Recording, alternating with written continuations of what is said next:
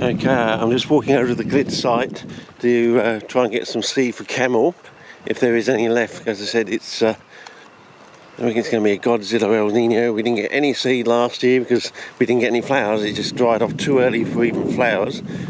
We might get some if we're lucky, but I'm in expressive jelly bean mode, and I've put the dial over to the right,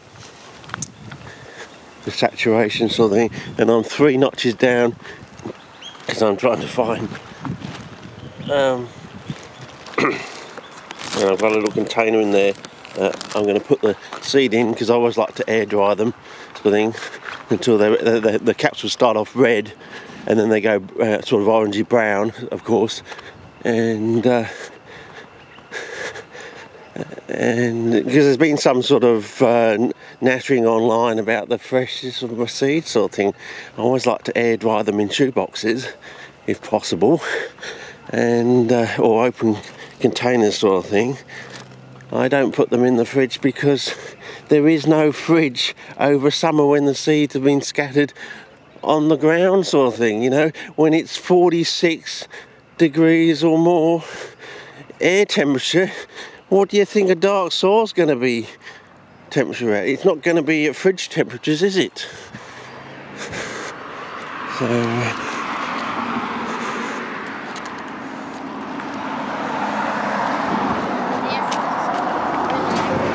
okay, sorry about that.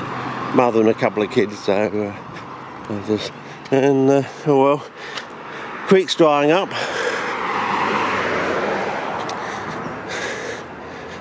So I had a bit of a play around with a number of settings. I'm trying to find one that which will work well in bright light conditions. Like my old camera, I used to put it on the fireworks, and it would start off whiting out and then readjust or something, and then it used to be quite good for very bright conditions like what I'm heading into now.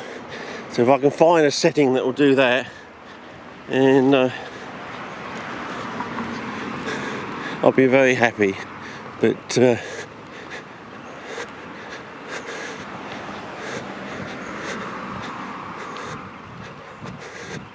I'm fully saturated over. I think that may have been too much, and I'm down 3 notches, which may be too much as well. Maybe I should be just sticking it down to 2. But I found with the normal setting, if I adjust over to 2 notches left rather from centre rather than 2 notches right, and bring it down maybe, or just the 2 or 3 notches, it seems to be all right. So I'm getting this getting this thinking that like you have morning light and afternoon light, you can also seasonally think of that. So basically, when you're in the middle of winter, when there's no sun, yeah, well, there is sun, but what I mean is there's no direct shadow creating sun, we've worked out that the best you have 2 notches over on the right. But I'm thinking by the time you get to the middle of summer, you're going to be 2 notches left on the left. Do you understand? So that what I'm trying to say is there seems to be some sort of parallel connection between what you do in winter and what you do in summer, as opposed to what you do in the morning and what you do in the afternoon. There's sort of a parallel connection between morning and afternoon sunlight and seasonal sunlight.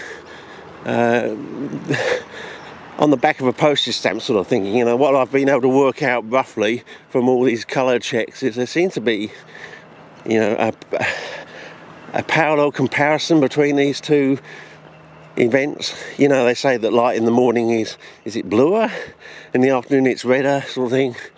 Well, that sort of thing. So, you know, I'll just get up on the rise, and then I might go to another setting sort of thing, and I'll try this thing out with the go back to our normal, what we normally do, but I'll switch the 2 notches left rather than 2 notches right. So basically we know that 2 notches right, it almost gives us perfect colour when we're right in the middle of winter sort of thing. Now I think we have to be 2 notches left, probably when we're almost this still bright sort of, and we may even have to crank it across a little bit further as we get right into the middle of summer because the colour's going to change sort of thing. But anyway, we'll give it a go from here. Over and out for now.